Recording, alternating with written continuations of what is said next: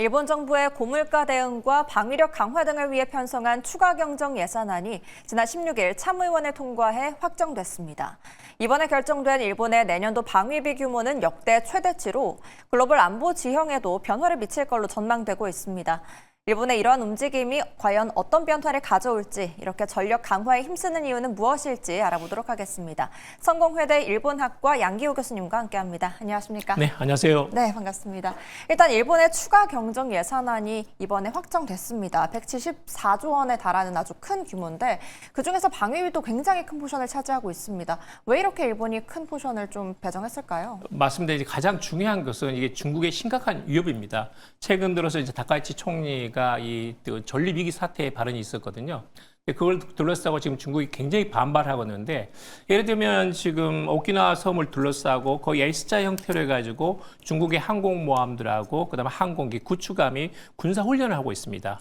뿐만 아니라 지금 영토 분쟁으로 남아있는 센카쿠 열도를 둘러싸고 거의 매일이다시피 중국 함정들이 지금 전투기들이 거기를 말하면 순찰하면서 일본 초계기가 나가지고 대응하고 있는 상황이거든요. 네. 그런 점에서 중국의 위협이 심각하다는 것이 있습니다. 실제로 숫자상으로 봐도 중국이 내년도 지금 국방비가 한 3,200억 달러가 넘습니다. 근데 일본의 경우는 한 550억 달러 정도거든요. 아마도 한 7배 이상 차이가 있을 거다라는 것이 현실이고, 그런 점에서는 지금 급히치로 일본이 지금 방위비를 올릴 수밖에 없다는 것이 일본 국내의 사정입니다. 그렇군요. 그렇다면 11조엔 규모의 방위비 세부적인 내용도 한번 짚어볼까요? 네, 가장 중요한 것은 이제 그 중국의 이런 그 항공모함이나 전투기 또는 구축함이 이 대만과 가까운 그 오키나와 섬 주변에 출몰하지 않도록 억지력을 가지는 것인데요. 그러려면 이제 중국에서 이 복건성 푸젠에서 출발하기 전에 거기를 타격한다든지 아니면 항공모함 또는 구축함 또는 전투기를 요격할 수 있는 장거리 미사일에다가 투입을 하는 겁니다. 또 하나는 지금 실제로 지금 자위대에 매년 한 2만 명 정도의 그 인원이 들어와야 되는데 10,000명도 채우지 못합니다. 그러면서 자위대의 평균 연령이 한 40세 이상이라든지 굉장히 고령화되고 있거든요. 그러다 보니까 사람을 쓰지 않아도 되는 전자전이라든지 드론, 무인기 이런 데다가 집중 투자를 하고 있습니다. 그래서 이런 장거리 미사일 그리고 드론을 이용해 가지고 대중국의 어떤 방어력 또는 억지력을 확보하는 거, 이것이 지금 가장 중요한 일본의 지금 정부의 입장입니다. 네, 그렇군요. 수출 규제 완화와 더불어서 일본 정부는 자국 전력 강화에도 열을 올리고 있는데, 이렇게 미래 예산을 앞당겨서 집행하는 듯한 이러한 움직임, 왜 그런다고 볼 수 있을까요? 가장 중요한 것은 역시 이제 어떤 국방의 공백입니다. 말하자면 중국은 빠른 속도로 이렇게 방위력이 늘어나고 있는데 국방력을 키우면서 일본을 위협하고 있다는 것이 있거든요.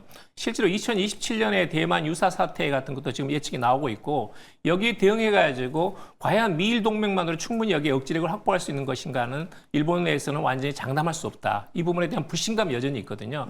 그런 점에서는 당분간의 이런 그 국방 공백을 절대 놔둬서는 안 된다. 이걸 완전히 메꿔야 된다는 것이고, 그러려면 집중적으로 투자할 필요가 있다는 겁니다. 그래서 스텔스 구축함이라든지 아니면 굉장히 요격 능력이 뛰어난 미사일이라든지 아니면 이제 그 전투기들을 이렇게 개발을 하고 단기간에 집중적으로 투자해가지고 일본의 어떤 방산업에다가 발출하고 말하자면 현금을 선지급함으로써 자재를 구입해가지고 서둘러서 이런 그 군함 또는 전투기를 만들어가지고 국방 공백을 단기간에 메꾸는 그런 면에서는 그야말로 이거 돈을 풀어가지고 시간을 산다는 정도로 그런 이야기 표현이 나올 정도로 상당히 지금 급비치로 진전이 되고 있다, 이렇게 보시면 될 것 같습니다. 네, 전력의 빈틈을 메우는 것을 빠르게 맞습니다. 하면 할수록 좋으니까 그렇게 지금 진행이 되고 있는 것 같고, 또 일본이 살상무기 수출 금지를 사실상 폐기하는 수순에 들어갔습니다. 이러한 움직임이 한국에 미칠 영향에 대해서도 궁금하거든요. 이것은 상당히 이제 우리도 이제 주목을 해야 돼요. 왜냐하면 지금까지 일본에서는 평화법이 있기 때문에 살상 무기는 기본적으로 수출하지 않는다는 규제가 있었거든요. 그러다 보니까 구조라든지 감시라든지 수송이라든지 여기에 관련된 무기 또는 이제 그 방어용 무기만 수출했었는데, 지금은 그 규제를 대부분 다 철폐하겠다. 내년 상반기 전에 이것이 결정이 됩니다. 그렇게 될 경우에 일본으로서는 이제 방산업에 대해서 무제한 이렇게 수출할 수 있게 되는 거거든요. 네. 실제로 지금 다카이치 총리가 어떤 생각을 하고 있냐면, 17개의 일본의 성장 산업을 이렇게 지정을 했습니다. 그중에 들어있는 것이 방위 산업이거든요. 근데 그럴 경우에는 지금 동남아라든지 유럽에서 한국의 방 산업이 굉장히 잘 나가지 않습니까? 네. 뭐 이재명 대통령께서 말씀하신 바와 마찬가지로 전 세계 4대 방산 강국을 키우겠다라는 것인데 일본은 사실은 기술력이 굉장히 좋습니다. 실제로 이제 그 항공모함에 준하는 그 함정도 한 3척이나 가지고 있고요. 그 다음에 1차 세계대전, 2차 세계대전에 축적된 일본의 기술력이 있기 때문에 일본의 지금 본격적으로 방산업에 일본이 뛰어들 경우에는 굉장히 한국의 강력한 라이벌로 들어설 가능성이 있습니다. 그래서 지금 일본 내에서 지금 필리핀에다가 이런 그 사거리 한 50km 정도 되는 그런 미사일을 지금 요격 미사일을 판매하는 것이 지금 이 협상이 지금 진행 중이거든요.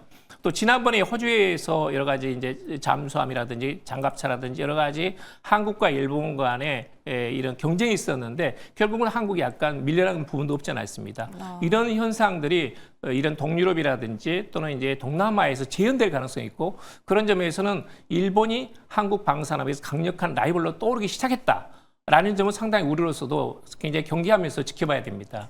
네, 우리나라의 방위 산업의 입지를 위협할 수도 있겠다라는 생각이 드는 것 같습니다. 또 일본이 유럽 방위 기금 세이프 참여 시도를 하고 있다고 들었고 또 이에 대해서 참여를 신청했다고 공식 확인을 EU로부터 받았습니다. 이 참여 시도의 이유는 무엇이고 우리나라는 왜 보류 중인가요? 예, 그건 이제 기본적으로 260조 원 정도 되거든요. 그러니까 미국의 지난번에 트럼프 대통령이 말한 게 2030년대까지 5%를 말하자면 전체 국내 총생산에 유럽의 나토 회원국 32개 나라가 부담해야 된다는 것이 원칙이거든요.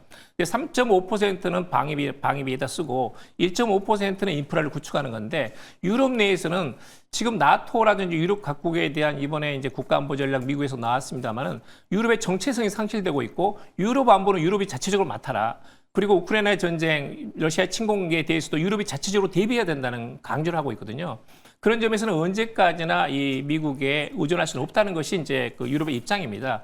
그러다 보니까 이제 유럽 방위 기금을 조성을 해가지고 앞으로 유럽의 방위력을 구축하고 그 다음에 여러 가지 전투기라든지 구축함 또는 잠수함을 생산해내는데 유럽이 단일하게 내부에서 완전히 자족할 수 있도록 그 시스템을 만들어 나가겠다는 겁니다. 그러면서 이제 대규모의 방위 기금을 조성한 건데 일본의 경우는 여기도 확실하게 이제 그 커미트가 되겠다라는 것이고 가장 중요한 것은 한국과 일본의 차이는 이겁니다.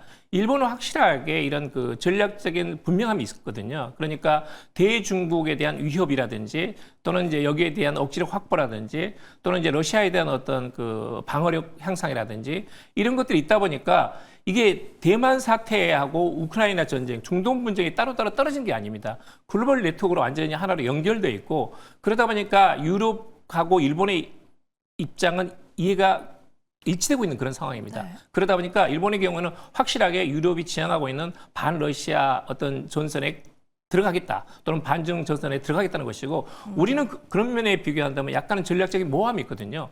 그런 점에서는 한국과 일본의 입장이 다르고 일본이 조금 더 분명하다라는 것은 우리가 좀 상기할 필요가 있습니다. 네, 이로써 동북아와 또 세계 안보 지형의 변화가 있을 걸로 예상이 됩니다. 여기까지 듣도록 하겠습니다. 지금까지 일본 정부의 추경안 속 높은 비율을 차지한 방위비 예산 편성의 이유와 또 방위력 확보 움직임까지 한번 살펴봤습니다. 오늘 말씀 감사합니다. 네, 감사합니다.